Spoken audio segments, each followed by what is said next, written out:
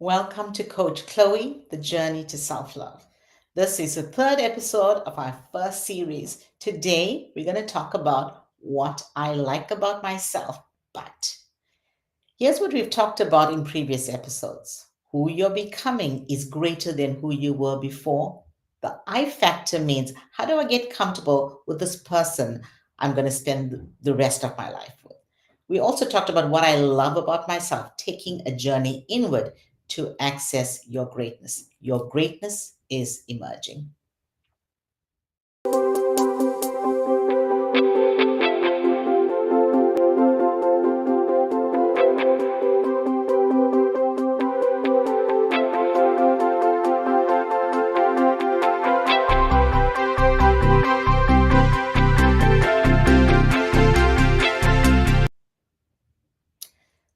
So I know what I love about myself. How do I know that? The more I lean into my values, the more I experience my greatness. The more my greatness is manifested, the more I will see what I love about myself. But what do I like about myself? Right? So here are three things that I'm going to share about me. And as I talk about my journey, think about your journey.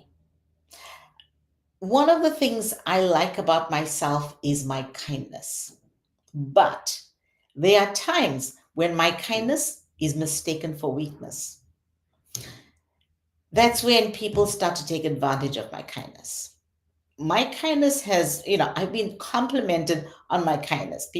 I've heard people say, Chloe, you're a kind soul, or you're so kind. And I love that. However, there are certain times when it is taken advantage of. And when people take advantage of my kindness, the possibility is that I will be manipulated. They will try to dominate me. They'll try to tell me what to do. So this is about what are others doing to me. For example, I was in a situation where I was collaborating with two other people. And just so that we have great rapport, I was really kind and open and vulnerable. And I was open to their ideas, um, created a very safe place for them to um, share their ideas and bring their true self, their full self to the conversation. Because I wanted them to feel comfortable. However, after a few meetings of just creating the safe space, we sat down to talk about something, and the two of them said, "Well, Chloe, we want to just say something to you." I said, "Okay, yeah, sure." These two people went on a rampage, just shooting me down, and I sat there and took it, and I thought to myself, the only reason they were able to be that bold, because they're really not very bold, two bold individuals. That's why I created the space. But the reason that they were that bold was because they felt safe with my kindness. So, what I like about myself is my kindness, but knowing when to draw the line and knowing when to stop and say, okay, this is how far I go. The second thing is, what I like about myself is my courage. I am such a courageous person. I'm strong. When I get on stage, I just ooze courage and confidence. And people, when they look at me on stage, will never believe that this is something that I may have a problem with at certain times, but it's only at certain times. When someone raises their voice with me, or when I'm bullied, then I shut down. I withdraw. There's a negative narrative that starts, and it's about self protection. So immediately I'm saying to myself, okay, don't open up because this person is going to keep bullying you. So my courage just is completely closed off. This usually happens in relationships. And when I say relationship, very close relationships, the closer I get to people, the more my courage is tested. Um, and usually in romantic relationships, this happens. So you'll notice that a lot of these, what I like about myself is situational. And think about what you like about yourself. And at different situations, what happens? It could be something that is great and a great quality for you. But in certain situations, we fall apart. Why? We human. So here's the third thing. What I like about myself is my patience.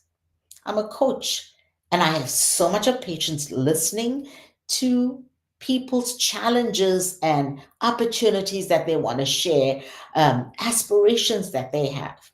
I have just so much, a world of patience listening to that without judgment. But when it is outside of a coaching conversation and it's a regular conversation, or I'm in a meeting, and when someone is going in circles or someone's not getting to the point, then guess what? I get impatient. So my patience just goes out the window and I'm impatient, and I may come across as dismissive, or I may come across as pushy, or I may be viewed as self centered because it's like, okay, what Chloe wants, this is, she doesn't want to hear. And now that's what I do to others. So there's self awareness that I have to be practicing. When am I coming across this way? These conversations usually happen when I'm either too busy, when I have no time, or when I know I'm going to be having a conversation with a person who always goes in circles, who doesn't get to the point. So, what do you like about yourself? And when does that change? What is the situation you placed in where that changes? And remember, it's certain things that others do to us, and it's also what do we do to others. The tendency is for us to think, okay, somebody's doing this to me, they're doing that to me, this person's saying that about me. How often do we take the time to think about how are we coming across? How are we making others feel? This is about self-love, because the more we think about how we make others feel, the more we learn who we are and we love ourselves more. Because why? We now embracing everybody. We're trying to be there and serve others. Who you are becoming is greater than who you were before this moment. Take a look in the mirror and ask yourself, what do I like about myself? And when does that thing that I like about myself change its face to something that I don't like?